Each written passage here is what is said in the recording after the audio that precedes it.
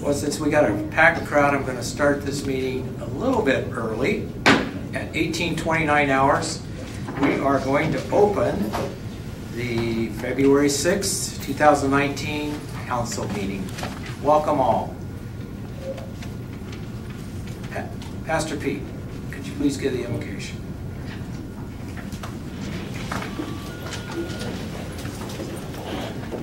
Join me if you will.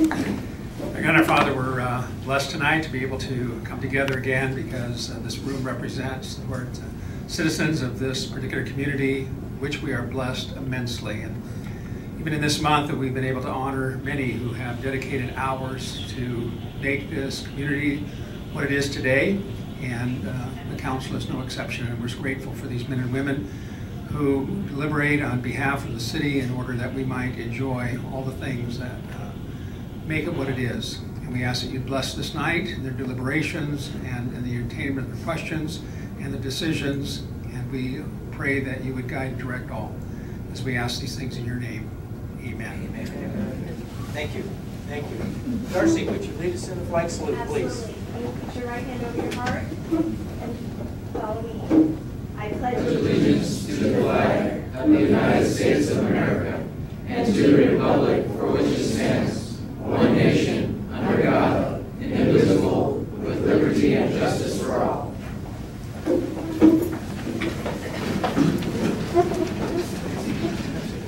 Okay, Madam Clerk, would you please do the roll call? Thank you, Mayor. Here. Councilmember Bonner. Here. Councilmember Castillo. Here. Mayor Pro Tem Ehrenkranz. Present. Councilmember Smith. Here. Mayor Green. Here. All present. Okay. Now we have the approval of the council agenda. Mr. Mayor, can I please pull item number 3 for discussion? Item 3. Okay, that's on the consent calendar. We're talking about the approval of the. Okay, got it. You talking about the agenda or the consent? The agenda.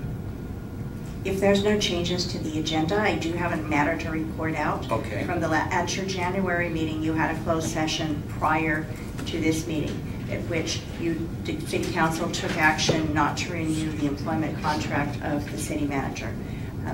The law provides for reporting out of employment actions taken in closed session unless the person has not been notified of that employment action, and obviously that person is entitled to information first. Therefore, as required by provisions of state law and specifically of Government Code 54957.1A5, we're reporting out the non-renewal of Mr.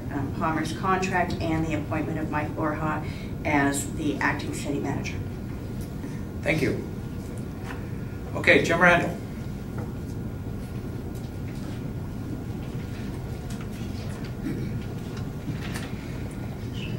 Good evening, I'm Jim Randall. I'm the past president of the Chamber of Commerce.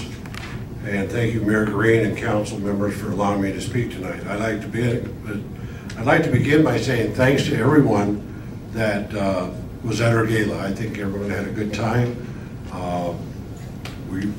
We enjoyed it. And I want to especially thank all our sponsors that helped us in that event. And the Friday Flyer for all its publicity and promotion the week prior, and the individuals that submitted the nominations. We're busy planning our annual Chamber Golf Tournament supporting junior golf. I gave each of you a little flyer. I'm happy to report, being the early part of February, we're at, I believe it's 13 teams on Flight A already signed up or committed to. So that always makes us feel better. It's $100 to play. If you do it, if you pay by February 15th, you can knock it down to $90. Annual golf members pay $65. And if you just want to come for dinner that night in the raffle, it's $25. And you can sign up at the pro shop or at the chamber office in person or by phone. And also, any business that's considering, we have T signs that we put out. If you want to promote your business, we're looking for raffle prizes for that evening. At the gala, we ended up with 2 African safaris being bought, 6 days, 6 nights. That is coming back because kind of hit my bucket list. Also, we're having our 3rd annual ball drop. And we've changed it up a little bit. Instead of having a practice tee cup, we're going to have a regular green cup to drop the balls in. And a lot of you will probably think, well, what's the difference? On the green, the bottom of the cup is slanted. It almost goes to a slight point. On the practice tee, they're flat. The last 2, we've gotten 3 winners. We're going to try to eliminate that by going to a standard cup and only have 1 winner. Yeah. What's that? Make it smaller. Well, yeah, that was a thought I had, but I got shot down by Pat on that. Also, the balls this year, $10 for 1, $20 for 3, or $50 for 10.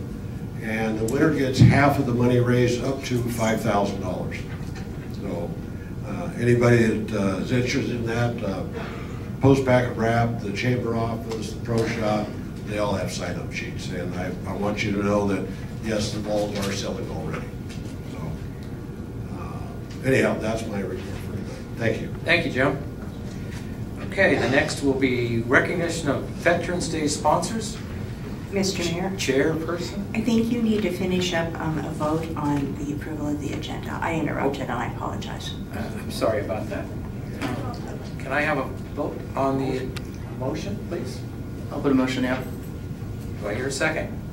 Second. Okay. All in favor? Aye. Any opposed? Okay. Thank you. All right, now we'll go to the Chairman of the Veterans Committee, Vicki Warren. She's got some additional recognitions that we didn't give them out last month, so we get this month. As we all know, our event that we put on, yes, that's perfect. The event that we put on every year is held together by the glue of 12, 13, maybe 14 people at the most. But beyond that, you can only do it because of our community and the clubs that support us, and there's many, and we recognized some last month, and I would like to continue that tonight and recognize the others that have also helped. Canyon Lake Coraliers.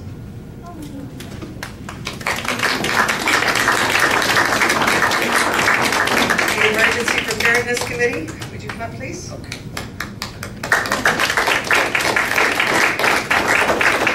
Property Owners Association. Do we have anybody here from the Ladies of the Lake or the Homeowners Club? Okay, then we'll get these to them for sure.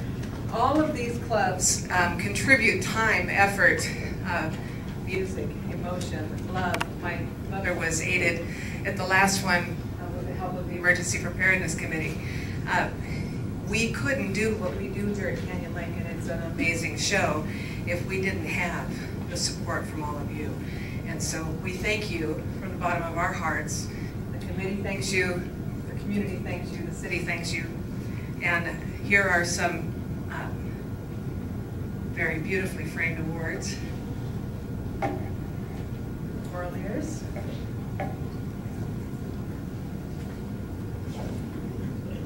Property Owners Association.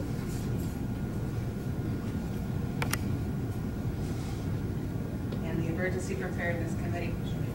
And these others. Thank you all again. Thank you very much.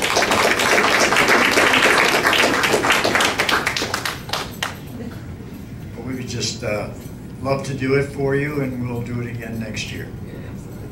Thank you. So, last month we did recognize most of our sponsors. However, we did miss the Canyon Lake Association of Men. Would you please come up, please? Again, our sponsors allow us to do the things that we are able to do. The beautiful flyover we have, the ROTC that comes out, everything that we do can only be done with the help of our sponsors. They help raise money, they help raise support, and again, it's an amazing event.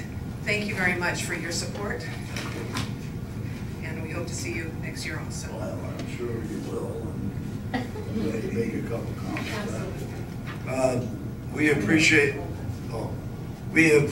this reward because our club has been in existence for over 40 years here in Canyon Lake Association of Men, and we give a lot of money away to various people.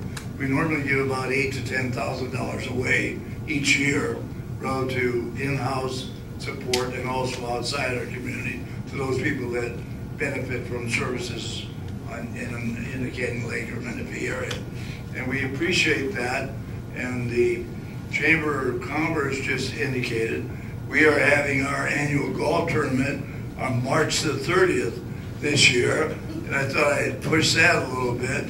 And I mean, you know, you might as well talk about it. Again, and most of our members, I would say 50% or so are veterans, and myself, I'm a grumpy old Marine. And we are oversexed, underfed teenage killers, as Eleanor Roosevelt. And I'm getting to be a young guy now. I've reached the 90-plus year. So, and again, we thank you very much, Vicki. We thank you for all your work, and we appreciate what you do for us. Thank you. And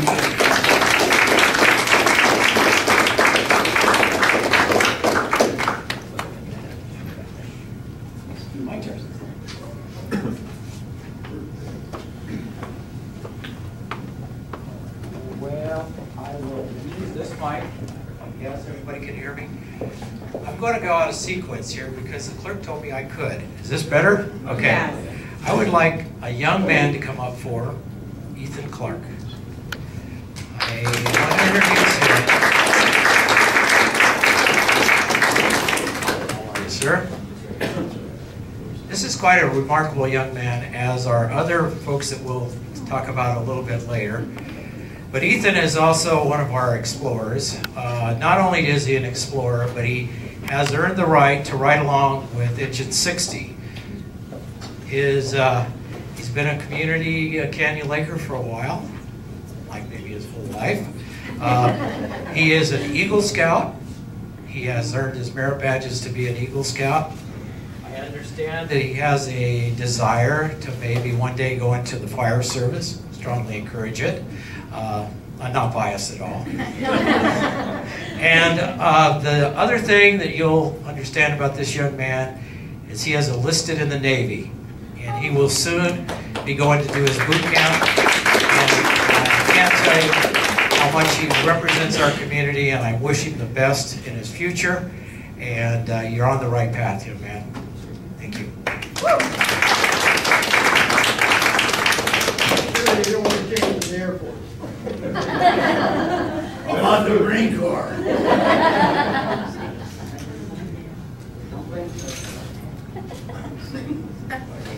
Thank you. All right. Now, for those who I'm going to introduce, I'm going to have you all come at the same time since you've already gone through this once. But these are deserving folks in our community that have been recognized by the Chamber. When I'm done, Jim Randall will come up, and he'll also have a nice gold-plated certificate that you can hang on your wall. You can use ours for target practice, or you can frame it, or you can put it in your portfolio, depending on what you'd like to do. Call him up. This mic is kind of touchy. My hands aren't working. Okay. Ryan, come on up. Ryan is Youth of the Year. I can't tell you everything that Ryan is. Obviously, you can see he is an Eagle Scout. He is one of the few Eagle Scouts that has earned all the merit badges that the scouting program puts on. And what's the number of guys that have attended that have attempted and have done what you've done? I don't know the exact number, but it's less than 400. Out of how many? 110 million. Oh my gosh. So there you go.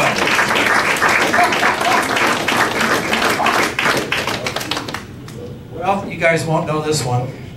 He's been around for a day or two in this community.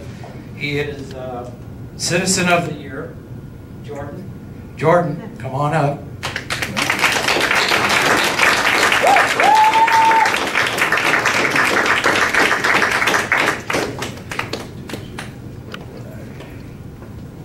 Thank you, sir. You can come on over here. We're going to have a photo later. Okay, Volunteer of the Year, Lynn Hall. I'm sorry to hear that. Okay, can we get somebody to get this to her? Thank you. And Organization of the Year is the Fine Arts Guild.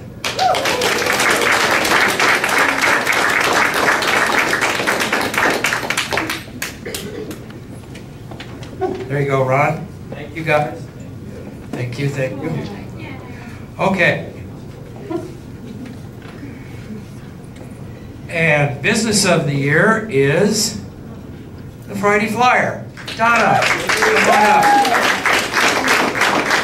I'll take your picture for the paper. Okay. These folks were all represented, received awards last Saturday at the Chamber event, which was very, very well attended. We hope that next year, when they're doing the presentations, we'll have these ready. So when you go up and do the presentations, you not only have it from all the supervisors and senators and assembly people, but the city will be able to give you one too. So that's our hope. Now, Jim, I know you got a few words, a man of a few words, and you do have some certs you want to give them. So come on down. Thank you, Mr. Mayor. I have some certificates. Ken Calvert couldn't make it, as you can. It's sensitive. Ken Calvert couldn't make it to the gala or tonight. Things are a little hectic in DC. But I have.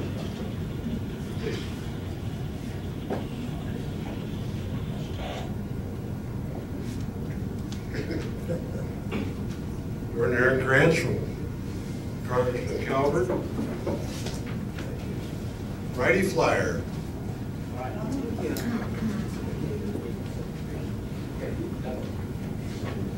You got it. All right.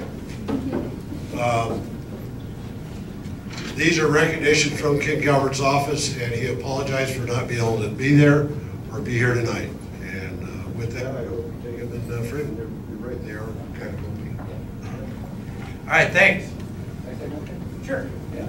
I just wanted to say, not only thank you from our club standpoint, but from the city, to take the time to recognize us for doing this. You guys have a lot of important issues. You guys have, with the budget continue to be cut, the expenses continue to go higher. They sit here and they continue to do this day, and then they take the time to recognize us. This is what makes it from a city, it makes us a community. Thank you very much. Thank you.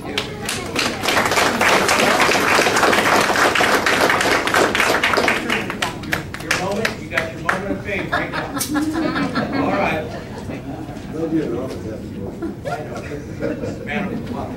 All right, thank you all.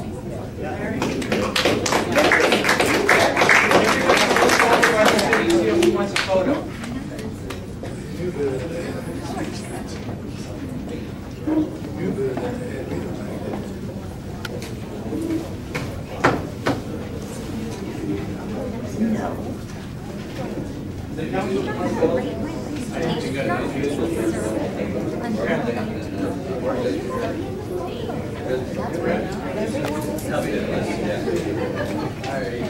Everyone. Yes. Carrie, you're not following the rules. Donna, do you want Carrie over there with her award? Yeah, they do. Yeah.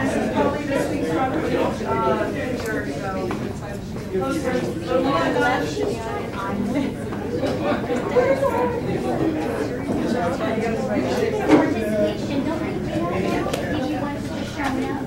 Okay, when I say three, don't blink. 1, 2, 3. One more. 1, 2, 3. One more. Last one. 1, 2, 3. Thank you.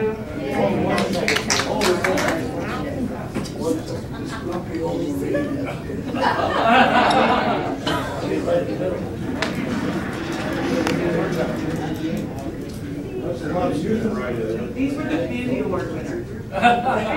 Community.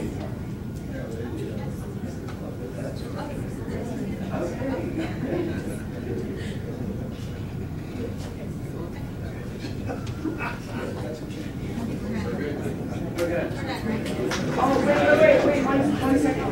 Ethan, can I have, one second, Harry, can you come out one second? Yeah. Okay, squeeze together. They're kind of two separate stories. Okay, ready? 1, 2, 3. 1, 2, 3. Thanks.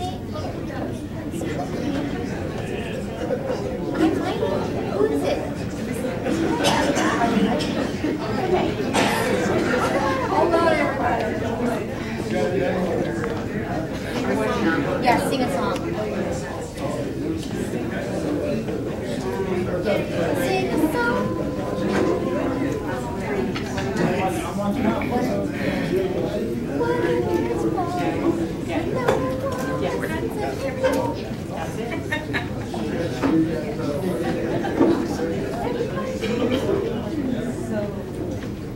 And the guild people, if we could meet right up at the top here, right up there. Thank you, guys. Thank you all. You're more than welcome to stay. We have a lot of interesting things we're going to talk about. Party's gonna stay here. Boy. Okay. I try. Yeah, I have one comment. Just one.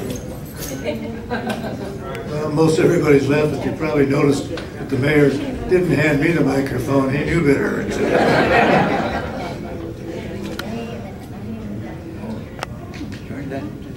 Just one comment? That's it? Oh, man. Okay. All right. Madam Clerk, could you read the public comment statement? Thank you, Mayor. Any person wishing to address the City Council on any matter within the jurisdiction of the city, whether or not it appears on this agenda, is asked to complete a speaker request form available on the back counter. The completed form is to be submitted to the City Clerk prior to an individual being heard by the City Council. The City Council has adopted a time limitation of 3 minutes per person. If you are commenting on the agenda item, your comments will be heard at the time that particular item is scheduled on the agenda. Please note that if you are addressing the City Council on items not on the agenda, the Brown Act does not allow discussion of such items. Therefore, the City Council may only do the following: refer the matter to staff, ask for additional information, or request a report back, or give a very limited factual response. I have 2 cards. Okay. First is Darcy Burke. Good evening, Mayor, City Council, and I'll try and be quick for my 3 minutes. There's 3 updates I wanted to give you from the Water District. The first is there's a program called RARE, which allows cash payments towards your water bill. It's a credit, actually. So for those that are financially qualifying, it actually helps reduce your water service bill. That money that funds this project comes from our ability to lease out our space for cell towers. So it's not coming from ratepayers. It's actually from a non-rate paying revenue source. So there's still space available in that program. So if our seniors or someone else that's having some financial difficulty needs help paying for their water bill, I hope they go to the website and they can apply. The next thing I want to talk about is there is a hot water pump recycling rebate program available. So for those of us that have water that takes forever to heat up and could use the recycling pump, there's a $175 rebate available, and that's until the money runs out. And the last thing I want to talk about is a little bit more serious, and some of you may understand where I'm coming from, and some may be surprised. In 2002, the United States Environmental Protection Agency required every water district to do a vulnerability assessment. So we were looking at our infrastructure to see where those vulnerability pieces were, whether it was an employee badge requirement to get through, there were locks on the gates, there was different ways to keep your password safe, all of those things. Well, time has gone by and technology has outpaced some of those assessments, including things like Facebook Live.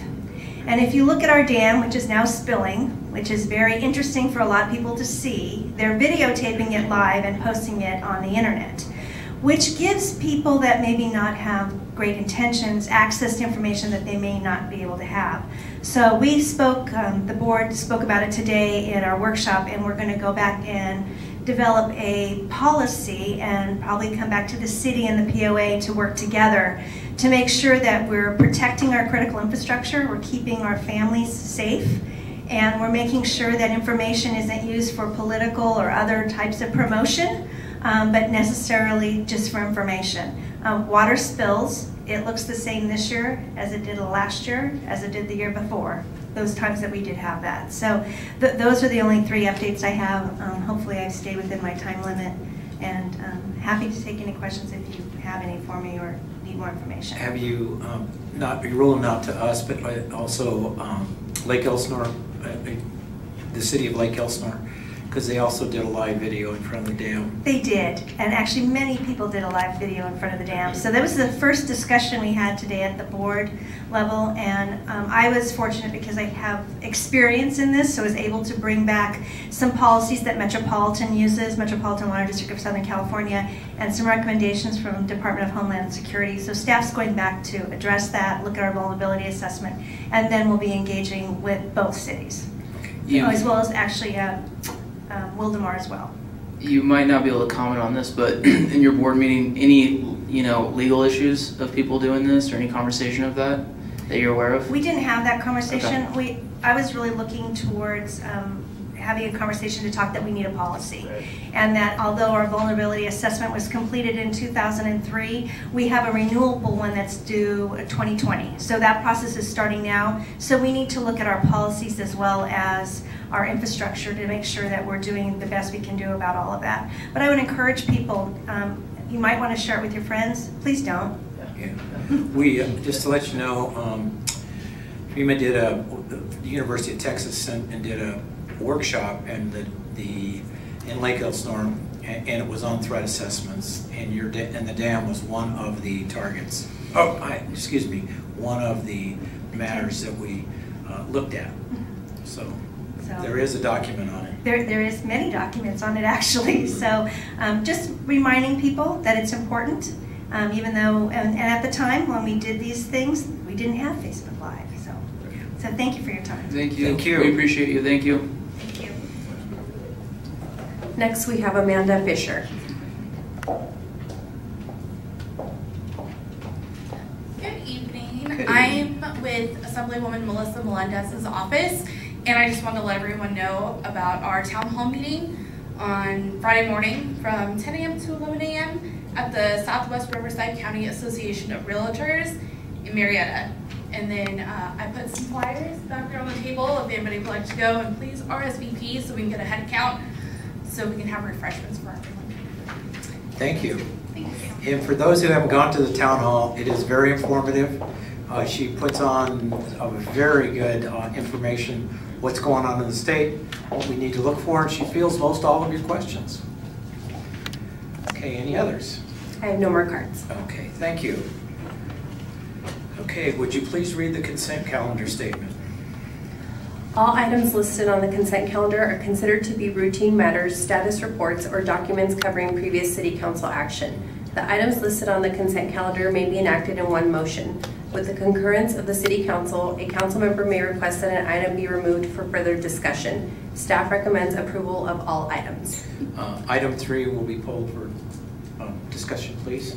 All others are on. Any other items? Okay. Need a motion? I move for the consent other than 3. Okay, and a second, please. I'll second it. Okay. Roll call, please. Councilmember Bonner? Yes. Councilmember Castillo? Aye. Mayor Pro Tem Aaron Kranz? Aye. Councilmember Smith? Aye. Mayor Green? Aye. Motion carried 5-0 to approve the consent calendar with the exception of item 3. Okay. Item 3. Betsy, just clarification. Appointing its city manager as city clerk, is there certificates required for that? Is there? No, let me tell you why we did this. Yeah. When we were checking to make sure that in the transition from the former manager, well, to the acting manager, there were no resolutions specifically in the name of the prior manager, we discovered that he had been designated by name to be the city clerk as opposed to by title. You're required by law to have a city clerk, and so we're correcting this so that going forward, the city manager you have will be the city clerk. Perfect. In the event you designate someone else, you simply change the resolution. Awesome. There's no bonding for the city clerk position. There are certificates that are required, and those are the ones that's the expertise that Anna as the deputy supplies. Okay, so we're good then. And she will be done with her city clerk training in September. Yay! The other reason why I wanted to pull this item is because I think most of us here on the council can agree that our staff has really stepped up big time, you know, without having a manager in place right now. Mike's not here, so we can't say, you know, enough about him, but Anna, seriously, thank you so much for all the work that you do, and you've been keeping this thing afloat for us and helping us out. And if we can, give her a round of applause because she's been incredible with us. I think we love you, so everything's good, and you've been awesome. So that's my comments. That's why I pulled it mostly. So, okay. I need a motion, please. I'll put a motion for number 3. Yeah. Yes. I'll second it. And okay, roll call item, please. Roll call. Councilmember Bonner? Aye. Councilmember Castillo? Aye. Mayor Pro Tem Aaron Kranz? Aye. Councilmember Smith? Aye. Mayor Green? Aye. Motion carried. Okay, we have a schedule of future events. They should be noticed on our city's webpage and the Friday flyer. Is there any additions to add to that? No. No additions. Okay, just to let everybody know, we are hosting a Citizens Emergency Response Training class that will be held here in the city March 1st, 2nd, and 3rd. We're looking for all citizens of Canyon Lake. We currently have a fill of about 15. We need probably 10 more. So we are opening it to our surrounding cities so that we do get a fill. It's a 3-day class. So if you haven't signed up, you can go to our website, get the information, and it is required that you attend all 3 days. So, thank you. Mayor? Yes, sir. I don't believe the Animal Friends of the Valley Appreciation for Donors on the 21st is on the calendar of February. Okay. Over at the You want to mention that? Go ahead and mention it. Well, I mean, yeah, and I'd like to, I think everyone's been invited. We're going to encourage people to go there. The Friends of the Valley is having an open house. Sponsored. A sponsored open house at their place. And it's on the 21st. And what time is it? 3:05 to 7:30. At 7:30.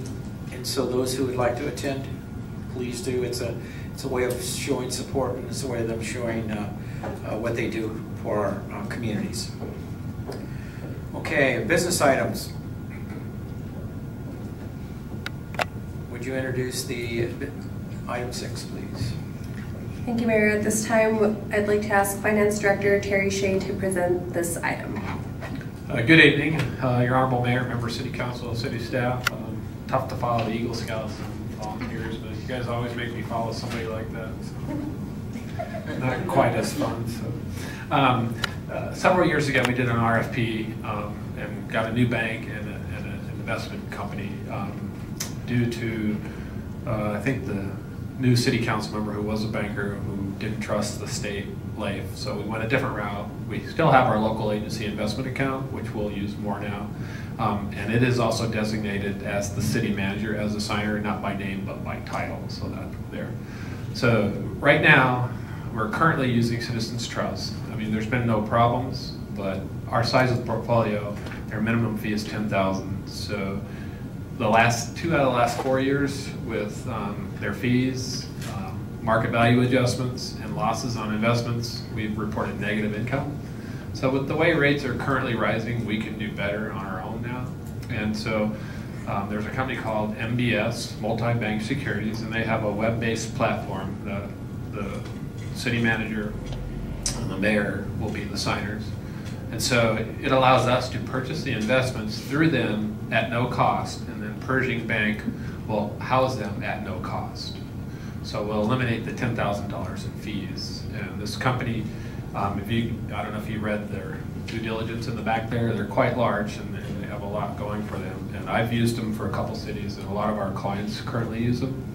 And so this will allow us to purchase our own investments and save $10,000 plus make about the same rate of return.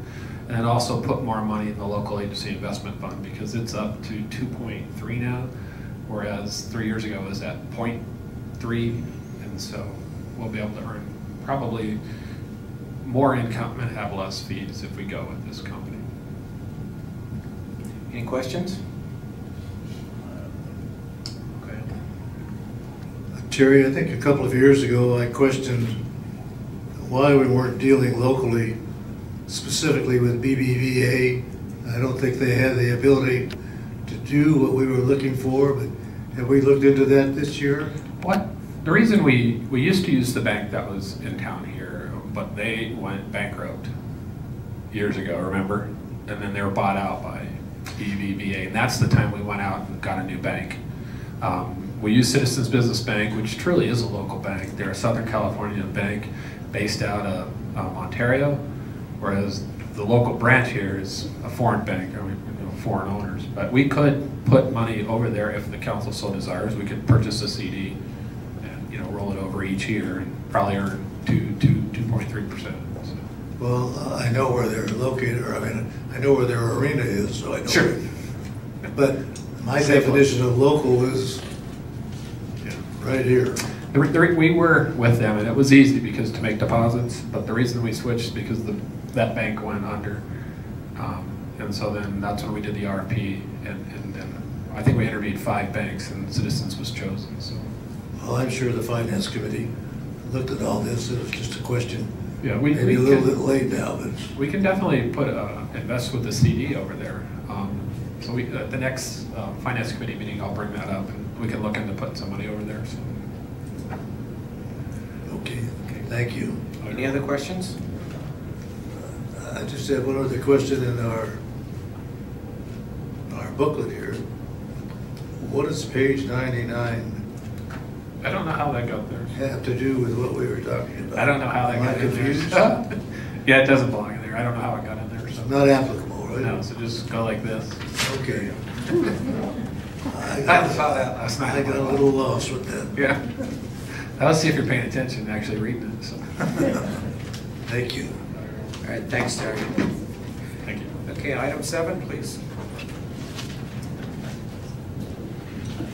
Madam Clerk. We'll need a roll call for item number 6. Oh, we need a roll call? I'm sorry, a motion and a second to approve item 6, and then a roll call vote. Okay. Do I hear a motion? Right, I 6. move. Second, please. I will second. Roll call. Councilmember Bonner? Aye. Councilmember Castillo? Aye. Mayor Pro Tem Aaron Aye. Councilmember Smith? Aye. Mayor Green? Aye. Motion carried 5-0 to approve item number 6. Thank you. Item 7, please. Item 7, we have Special and Code Enforcement Supervisor Gina Dixon to do the presentation.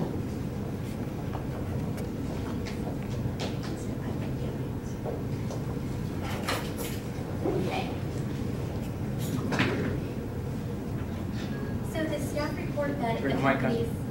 Sorry, I don't normally sit here. This is for special people. You are tonight, Gina. Don't blush. The staff report that goes along with the iWorks request to terminate our existing software solutions with, it's 84 Works. It is implemented and hosted and run by Charles Abbott Associates. It initially started out as a fee, was presented as a fee-free service that over time increased regularly, monthly. When we started looking for business licensing software was how we came upon this iWorks company and found out that they have permit management business license management. Permit management is building and safety and planning side. A code enforcement module that mirrors, like we will show you in the presentation, the permit management, only it's code enforcement data instead. It was pretty complex. I was absolutely blown away by the price considering Acela, Munis, and other smaller ones. We looked into HDL first. They're a large company with a lot to offer, many options that a city our size doesn't even need. So we eliminated all of those just because they were fiscally irresponsible to consider. So moving forward, when we met with iWorks and we got their proposal, I was amazed at the price and went, this is definitely the program for us. We had 2 presentations open to building and safety staff.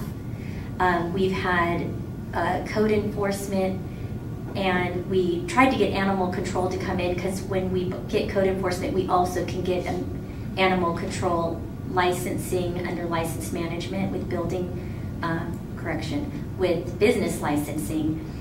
But at this time, they're afraid to take the user agreement from us as a contract because they don't want us to have access to data that everybody else doesn't have access to. So it is understandable, and working within their policies and parameters and their new director, I still have agreed to meet with him because I think that the more information and reports we can get regularly, the better informed we are as a community.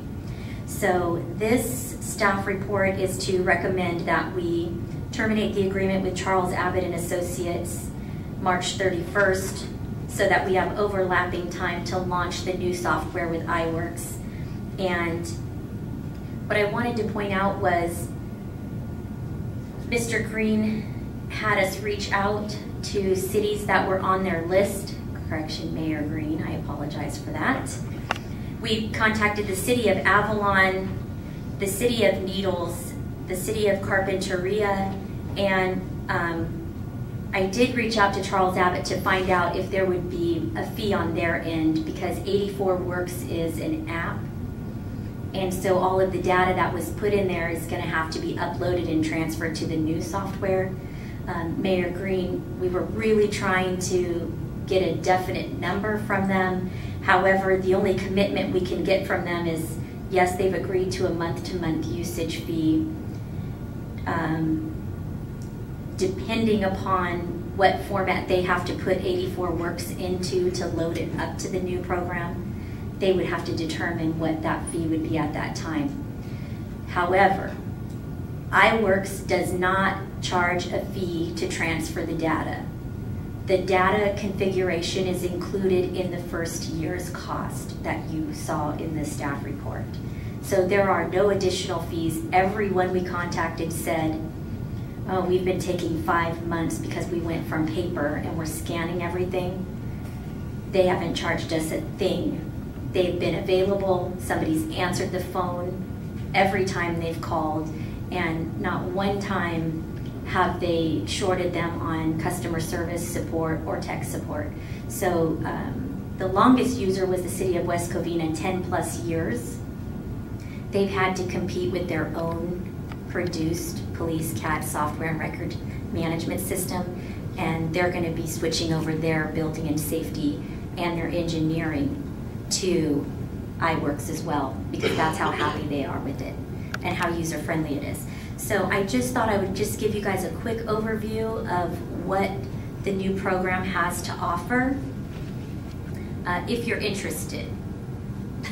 It's up to the council, but while you're getting ready to do that, one of the things we're looking at to try to modernize our systems here, and currently our systems are not integrated, meaning that we've got pieces of data all over the place. Some of it's in paper, some of it's on file, some of it's in another database that can't cross over. We also don't have the ability to have community outreach to call in to do certain things like request a business license and these things. iWorks gives us that integration capability, so we can put an address or a name in, and it can give all the activities to that address or to that person. So it gives us a good cross-reference. It tracks our permits, tracks our cost. So I think for the size of our city, it would be a good enhancement. It gives an online capability to make complaints, request building and safety permits. It has components to it that bring us into 2012 or 17. So what we're using now is very antiquated. It's actually funny, the city of Avalon is a Charles Abbott Associate building official who said, yeah, it's really outdated and it doesn't work for us here. This is a really good program. It's not the best, but it's not the worst, but it definitely meets the needs of the city of Avalon, which is on Catalina Island. So over here, it's very simple. You have a case view. This is just a general overview of a database that they built with general information. But as you go over, you can search by employees. You can see what caseloads are, what building and safety is working on, either by employee. Running a report is simple. Opening a new case, so you can see this is by employee. You can see what they have, all of their information, and what's assigned to them. But going over to violations, when we set up the program, every single code enforcement violation that we have or that we work on or that somebody would complain about through citizen engagement, you just click on it, it generates a notice, and you send the notice out. It's super, it simplifies. The efficiency and the ease of use is incredible. The only thing I can compare this to is Go Enforce, which is awesome. It's made by GovPartner, but it's so cost prohibitive that when I saw this, I couldn't believe it. So for the end user, it's all integrated. Any address that we pull up, the address information, property ownership information is all pulled quarterly from the County of Riverside Assessor's database. So we don't have to search for that information anymore. It's provided once you pop it in. All of the property ownership information. And that's on all sides, business licensing, building and safety, and code enforcement.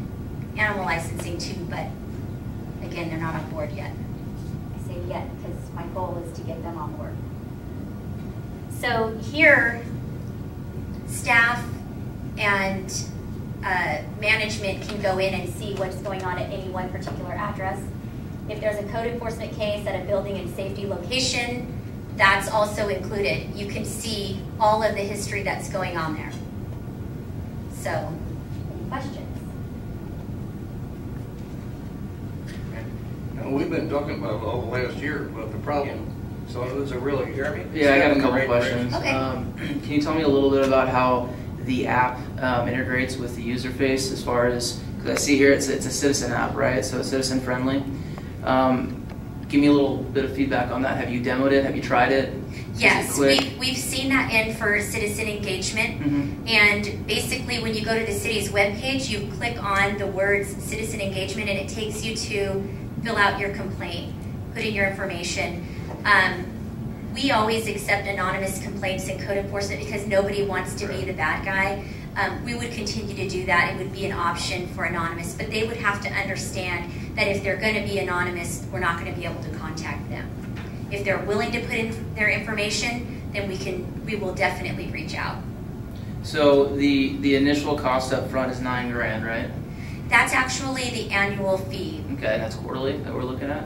Yearly. I know yearly. $9,000 a year. So, and then the grand total is $15,000. That's with everything set up. And right. Setup fees and. Yes. Okay. The data configuration. And there's going to be a point where we're going to have to double dip, right, in regards to having to pay 2 services at once because Abbott's not going to that information, that data. Yeah, it should not exceed 45 days. As long as we don't delay on our end, it should not exceed 45 days. And do you believe they're not going to hold losing that partnership or anything along those lines? Because what do we pay them a month? $2,250 a month. Okay, so you think 45 days and they'll be completely done and iWork will take over? And that's our goal, but I can't promise you that because Charles Abbott holds a big key here. And our intent is to as soon as we can, get up and running, is to complete our closing of Charles Abbott and Associates, so that we are clear and free of them. Okay. So it's $15,000 the first year with a cost savings of $18,000. Right. I'm sorry, $12,500, and then every year after that is $18,000. Okay. Is how much? The first year is $12,500 cost savings. Every year after that is $18,000. This is 15,600. That's the startup. That's the startup. That's the startup. Now you got a startup, then you got an annual, and we're right now annual. Yeah, as soon as the grant's sold. All the way around the city. Yes. I know the company. They're not based here in California, right? They're based out of Utah. Okay. And has there been?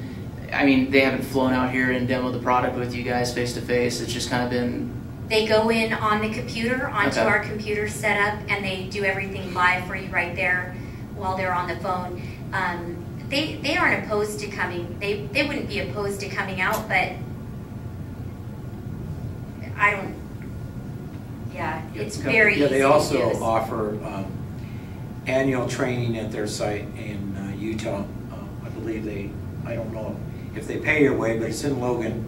And so they, every summer they host a workshop for all their clients and updates anything that they've come up with. Because here's my point, right? We have the citizen engagement app, which is awesome, right? Because we're a city that's open 4 days a week, and this could be an awesome way for people to utilize the services on a Friday if they want to put in complaints or whatnot. What are we planning on doing as a staff to educate Canyon Lakers on how to properly use this app? In all honesty, it's pretty self-explanatory. It's point and click. It's point and click on a box. So it has a drop-down menu of everything that you would need to. Is citizen engagement on there, on the demo? No. I'd be happy to have you come by and see it. It's kind of like when you go click on citizen engagement with your mouse on the city's webpage, it pops you into a box. You know, what department are you interested in? And it has 4 picture boxes: code enforcement, building and safety. Because by the way, there will be some permits that can be issued online. So besides the desktop component, have we tried it on the actual mobile devices? Yes, Okay. on our iPad. Same, simple, easy, quick, Yeah, no problem, yeah. user-friendly like you Yes. mentioned? Okay. You just tap the box and it takes you to that. You tell it what you want to do and it takes you to the next screen. Because, you know, we're swallowing $1,500 on it, and might as well maximize as much as we can and get it out there as best as we can, right? Yes. So if it is as user-friendly as you're saying, then Right. that's going to be a huge component, in my opinion. Okay. Yeah. That's the only questions I had. Okay, any other council questions? Okay. Thank you, Gina. Awesome job. Thank you. Okay. Any comments from the public on this item? Hearing no public comments, do I have a motion? I move it. Second, please. Roll call. Councilmember Bonner? Aye. Councilmember Castillo? Aye. Mayor Pro Tem Aaron Kranz? Aye. Councilmember Smith? Aye. Mayor Green? Aye. Motion carried 5-0 to approve item number 7. Okay, item 8. Madam Clerk, would you read it, please? Thank you, Mayor. At this time, Special and Code Enforcement Supervisor Gina Dixon will also be presenting this item.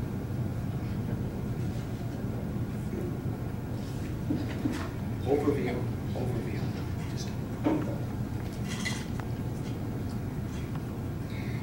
So this staff report is recommending that we amend Chapter 501, the Business License Registration Program.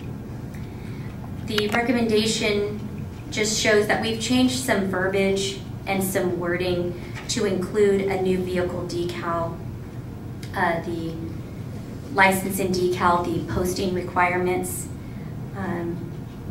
specifically the annual renewal, Section C, posting of the license and vehicle decal that we just adopted in our new fee study.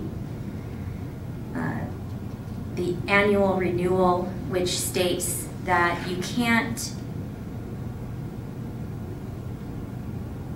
be late on your annual renewal and think that you can just apply for a new one to avoid the late fees.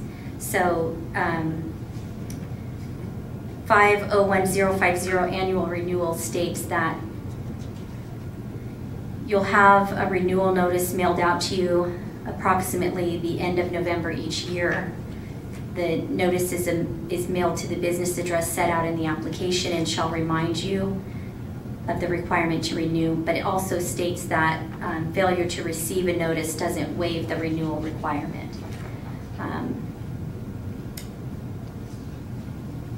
501060 addresses the mobile operators and the vehicle decal that's required. You could either post your business license while you're in the community or you have the vehicle decal, but either way you have to identify yourself as a licensed, business licensed vendor while you're here conducting business in the city. Those were added to make it easier to identify those businesses that had one versus one that don't. It's really hard when you're inside the gates to do enforcement.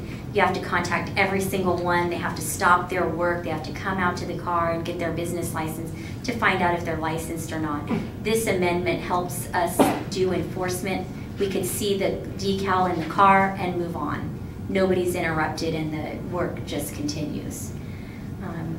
It presents an additional option should the POA assist. This year the POA did have many vendors because they implemented their vendor program where they have the yellow card now that identifies them as a vendor so that they're not using their amenities. What we were finding is that they're just going into the parks, putting the yellow pass into the glove box, and off they go to have a good time. So with our vehicle decals in place, we would be able to identify them and contact community patrol because they're not supposed to be in there. And no, we don't generally on city time use those parks, but out in the field we do use the restrooms, so we are in the parks. So we feel like it could be an avenue for both of us to help each other. So gate staff could say, oh, you don't have your business license, you need to contact City Hall and get one. And that was one of the pushes to move towards iWorks so that if we weren't open on a Friday or a Saturday, or as Mayor Green pointed out, sometimes Sundays, even though you're not supposed to do construction, when do you have time to work on your house? It's Sundays. So that way they would be able to get the license at that time. It looks like 501080, the city attorney added the penal code section so that people could see where we were pulling our ability to check criminal history information if we needed to. At this time, that doesn't really apply to any businesses so far, but in the near future it could. So I think that the verbiage has been addressed, the annual renewal process has been reviewed thoroughly, and the recommendations in the staff report just let it reflect our new procedures. Okay, thank you. I'll turn the mic on. Thanks. Council, questions? Oh, on this decal you're talking about, have we looked into it, how long it's going to take us to get those? We have them. Yeah, they've already arrived. We're just waiting for the amendment to be able to put it in place. Okay. And then I have one question on 501120, exemption for license requirements, and paragraph A and F. It's just for clarification. It looks like a church, a religion, doesn't need to have a license, but if, like a Canyon Lake Community Church has a preschool, then they have to have a license for the preschool? Yes. Yes. And they do. And do they know that? They will, yes. They actually have one. Okay. For the school. Any other comments from council?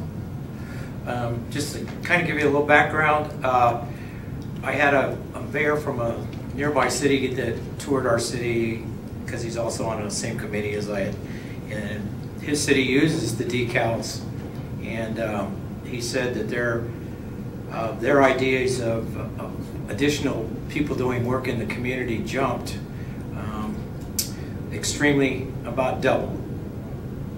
So they were able, from their enforcement standpoint, to put that decal on, and that's pretty much a standard of most cities that have a lot of work going on, that require their decal to be shown, and then it gives our code enforcement. So I think they've done a really good job of addressing all those issues. And thank you, staff. I would just like to add that I think that this is something the residents have been asking for a while. Yes. And if we can do this in conjunction with the Property Owners Association, that would be outstanding. The other thing that may come about is a signage at each of our entrances into our city. As you've seen, probably as you go into other cities, business licenses are required, either in the medium or on the shoulder. So that it gives you kind of forewarning that you're entering in a community that you should have a license. And if you don't, you're going to be caught. So thank you, Gina. Thank you. Comments from the public? Hearing none. That was easy. Motion, please. I will make a motion. Second, please. I'll second it. Okay, roll call. Councilmember Bonner? Aye. Councilmember Castillo? Aye. Mayor Pro Tem Aaron-Krantz? Aye. Councilmember Smith? Aye. Mayor Green? Aye. Motion carried 5-0 to approve the introduction of ordinance number 179, an ordinance of the City Council of the City of Canyon Lake repealing and readopting Chapter 5.01 regarding business licenses to update provisions and address mobile vendors and enforcement. All right, thank you, Madam Clerk. Item number 9, please. We'll refer that item to Councilmember Smith. Smith, yes. Yeah, so wanted to kind of have this as a business item. Had a great meeting with Melissa Melendez, District Director, on putting together an internship program for the City of Canyon Lake. And in doing so, what we're trying to implement with the help of Mike, and Anna was at that meeting too, we're going to look at doing some type of partnership that allows us to take on a few interns and then also have them go into Melissa's program and vice versa.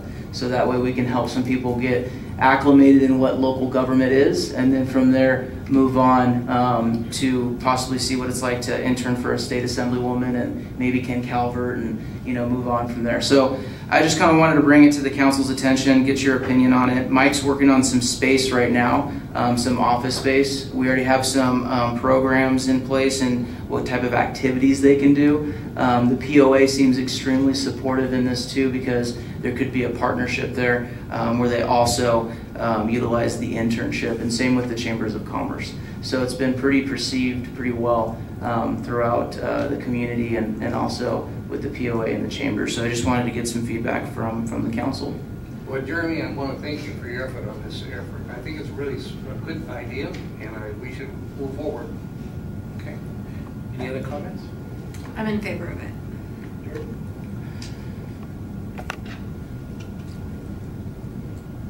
Very quick and short to the point, Jeremy, it's a wonderful idea, and it certainly is a way to introduce young people to what's going on, and perhaps we'll even get more people in the audience one of these days. Well, Jeremy and I were talking about this because we're on the admin finance, and I'm totally in support of an intern program because I have been involved in an intern program from where I was previously employed, and we had many people come through, but the important thing is we had several come back that became employees. So it's a good way of finding out, give them exposure to what government's about. And our proposal is a little bit broad brush, meaning that they'll not only see from a local, but maybe a private entity and a community entity, meaning the chamber. So I think it's a good cross base for them to maybe figure out where they might want to be when they grow up. So great job, and we'll call for the vote on it. Mayor? Yes, sir. Actually wanted to say something. I just have a question. When did you plan to start this? I think there's a couple of documents I need to make sure the city has. We think it's going to be best to roll it out when we get our new city manager. Okay, so month? Yeah, it probably at least 2 months. 2 months to be safe. 2 months, because of the time we get somebody on board. Yeah. We don't want all these, because we've got a lot of things that are in process. And this is unpaid, right? Correct. Unpaid, okay. Yes. It's job experience. Okay. Thank you, Betsy. Any public comments? Wow, no comments, boy, it's quiet. Okay, direction to staff is to move forward with our internship program. We'll get the proper documents in place. Maybe if there's someone that you might know that may have a plan on how what an intern should do, their dress code, hours, the things that they would need to know, and also what we would need, they would sign it. Yeah. And so we can have that in place in a packet, so that when they come on board, we got it ready for them. Yep. Okay, we need a vote, please. I'll put the motion. Motion? I'll second. Second. Okay. Roll call. I guess we just do all in favor. Okay. You don't need a roll call for this. It just says all in favor here. There's no money. Okay, I'm following the script, guys. All right. Unfortunately, for the city manager comments, our city manager's, acting city manager is a little bit under the weather. He was going to try to make it tonight. I said, stay home. We'll get this done. You come back tomorrow or next week when we can hit the road running. So he took the advice and didn't show up tonight. So we'll wish him the best and hope he comes back very, very soon. Okay, we'll move down to committee and council reports. We have Councilman Bonner. Okay, three things quickly. The agency that I liaison with is the RCPC, Riverside County Transportation Commission. And in fact, there are two RC commissioners in the room. Harry Smith is here, Jeremy's father. And we had a workshop the last day of January. And anything that has to do with the 91, the 15 going north of Corona or coming south, and the 60, or the truck lanes, are all those things, activities are RCPCs right in the middle of it. So we're really busy, and we take cover a lot of different aspects of transportation within Riverside County. You know, it's fun. We learn a lot, right? Okay. There's another group associated with called Move I-15 Forward, which is taking it from the San Diego County up to Corona, and there's 4 out of the region cities that are involved. It's Temecula, Marietta, Willamar, Lake Elsinore, Canyon Lake, and Menifee. Okay, and this group has been working on this because the traffic going up to Corona, especially in the morning, is really a lot of traffic. Okay, so the Caltrans has come forward with $1.5 million to support putting a 4th lane on the north-south, on the east side of going north up to Corona.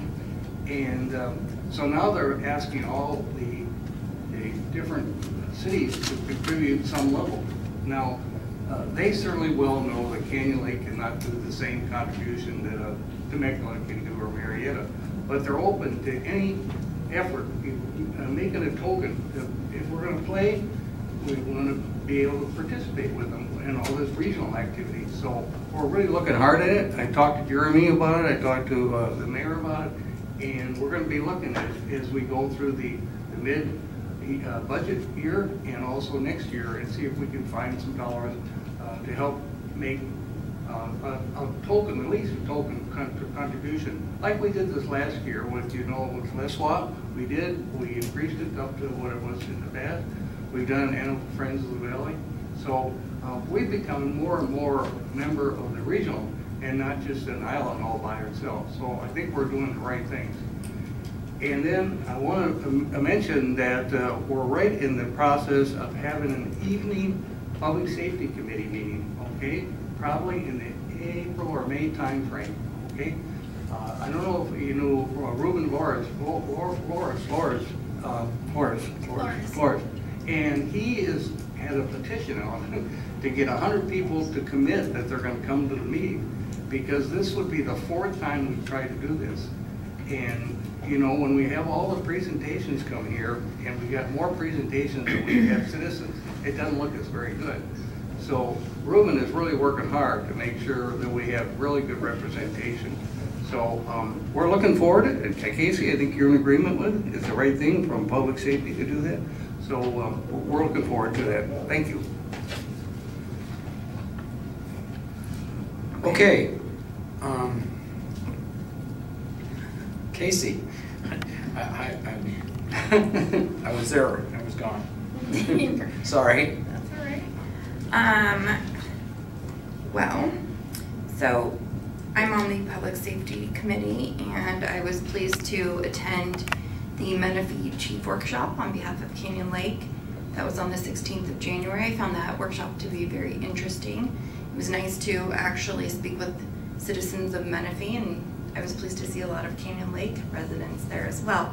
So they're obviously moving forward, and you know, I think it's important that Canyon Lake stay part of the conversation, and so I was pleased to meet with many of the individuals who were taking place or working hard in terms of moving forward, at least from the Menifee perspective. I also attended on the 17th a conference regarding solving homelessness in the watershed that was put on at Cal State San Bernardino. I thought it was a very interesting conversation, and obviously our issues are much smaller in scale than many of the other attendees, but I felt that we were making progress and at least contacts with resources in the event that we do develop a homelessness problem. I know that it's not necessarily a problem yet, but I am a big proponent in preventative measures, and along that line, yesterday met with Riverside Sheriff and asked them about some of those questions. So I think that taking a preventative and proactive stance is important. On the 24th of January, I attended the Water District's Crisis and Communications Workshop, and that was very interesting. I'm pleased to be attending the Emergency Preparedness Committee tomorrow to give an overview of the information that was presented by the Water District. And I've also spoken with Ms. Burke about some of the concepts and topics. So moving forward, I'm happy to give any of that information to obviously the Preparedness Committee, but also to residents. I think having a plan in place is extremely important.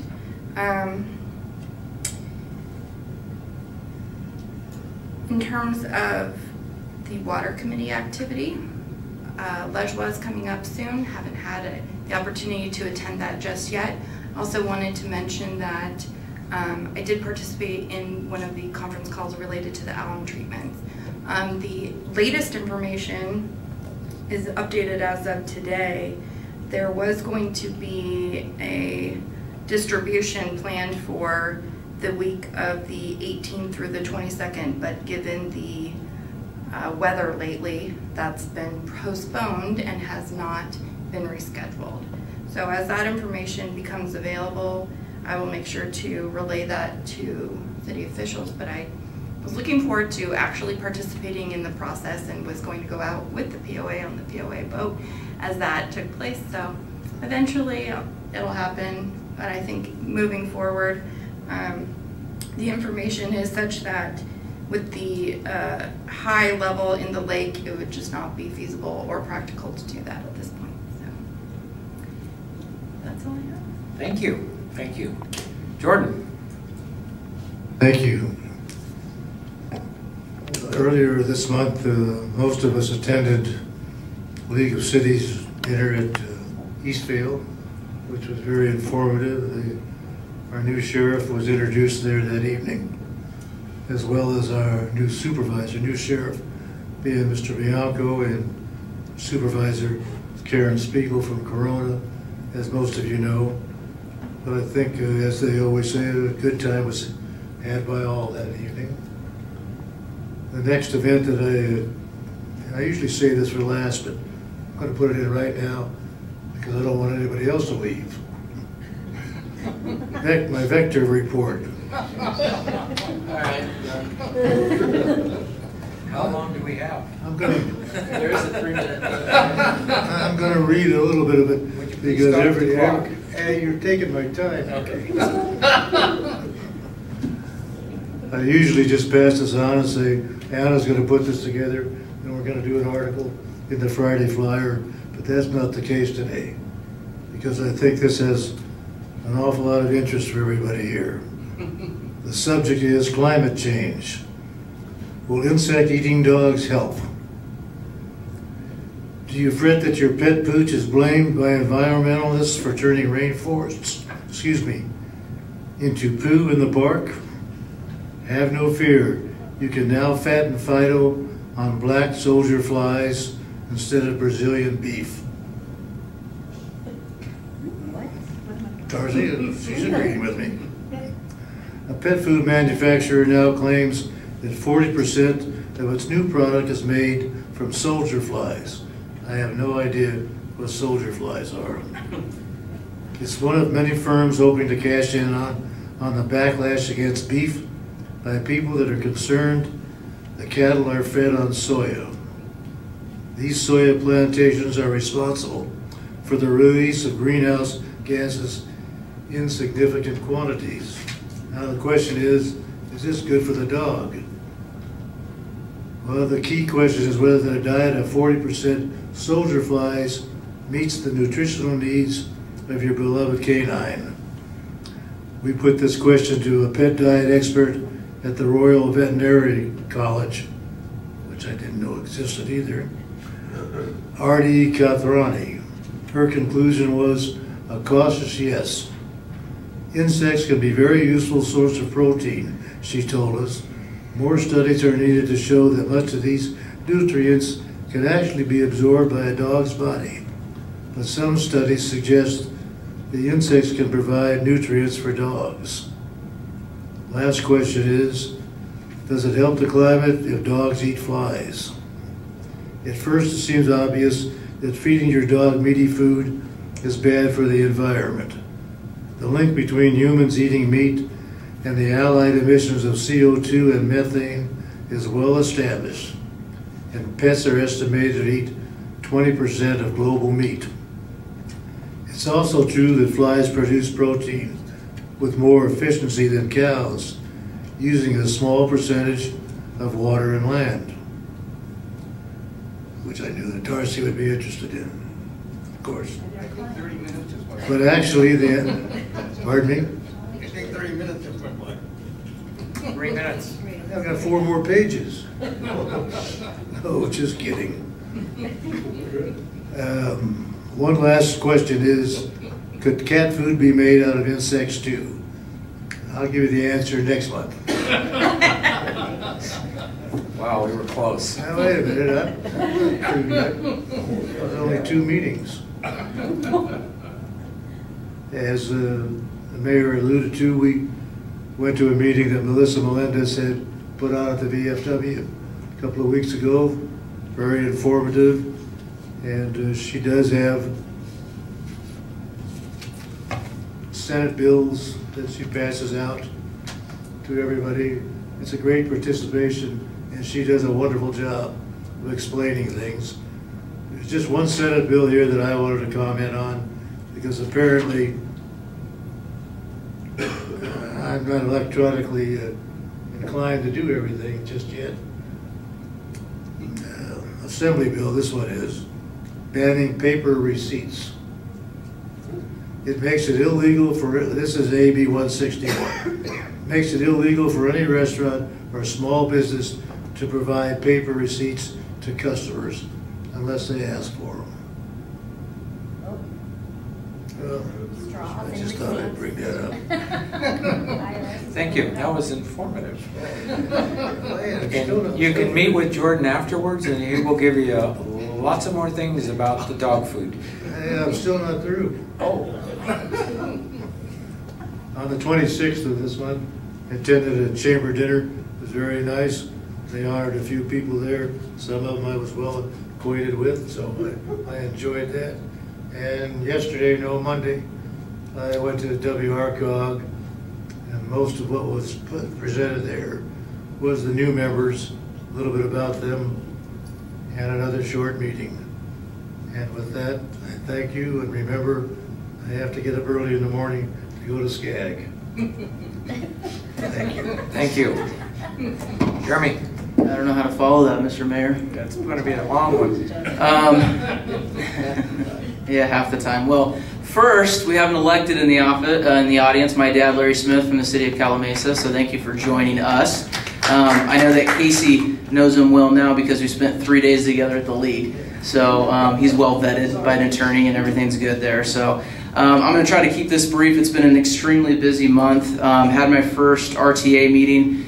Just like WRCOG, it was more to get new members acclimated in the process, but we are learning about all things that are transportation. So it's going to be a very unique committee, and I'm excited to be on it because I'm going to learn a lot about public transportation and how that's affected throughout Riverside. We went on a CR&R tour this month. That was pretty incredible. If you haven't done that yet, Casey, I don't know if you have, but it's pretty impressive to see how they handle trash and what they're doing with it and what technology can allow us to do with our waste goods. Thank you, Randy, for inviting me to the roundtable. I think that was a great discussion that we had last month, and some good things came out of that.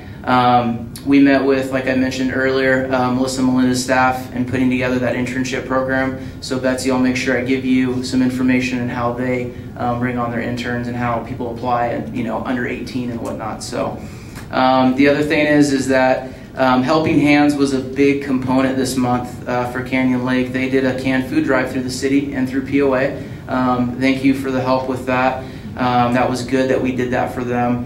I also attended Melissa's town hall, and if you think the banning of paper receipts is bad, the other bill that was proposed was AB 162, which was ban the text message. So what they're trying to do is tax text messages, and that was a whole PR nightmare, and LA went up and down in it, and so I think it's going to die on arrival, but it's getting pretty bad up there, so I think Melissa enjoys coming down and being around normal people. And the other thing is we are doing a joint meeting with the POA and the City Council. We met with, the mayor and myself met with Eric, the POA manager, and staff to look over the agenda items and conduct that meeting. So we're looking forward to have that happen. And lastly, we discussed in our Finance Committee meeting yesterday that we're going to try to put a couple signs on each side of Railroad Canyon Road to identify that we're in a golf cart community. So we've been getting a lot of complaints about homeowners who back up against the road because a lot of those cars are going extremely fast and they're creating a lot of noise. What a lot of people don't understand is that if we open up the investigation work on a speed ordinance, then we could lose the rights for us to cross that street and have golf carts come over. So what we're going to do for the time being, I hope it's more than just a Band-Aid, but go ahead and put a sign on each side with flashing lights that let people know, hey, we're going to be entering a golf cart community, maybe caution. So I'm excited about that, and I think that'll help. Other than that, that's it. Jeremy, do you want to announce the date for the joint RCA of the city, or POA? It's still, is it confirmed? Well, they said last night at the POA, the 26th of March. Yeah, okay, March 26th is going to be the first POA City Council joint meeting, and it'll take place at the Lodge. Yes. Right. 6 to 9 p.m. Yes, thank you, Randy, I appreciate that. Okay. I just want to let you know in advance I will not be able to attend that date. Okay. All right. We'll just put some people in your place. We'll field the questions, but yeah, because we felt we could get it that particular date.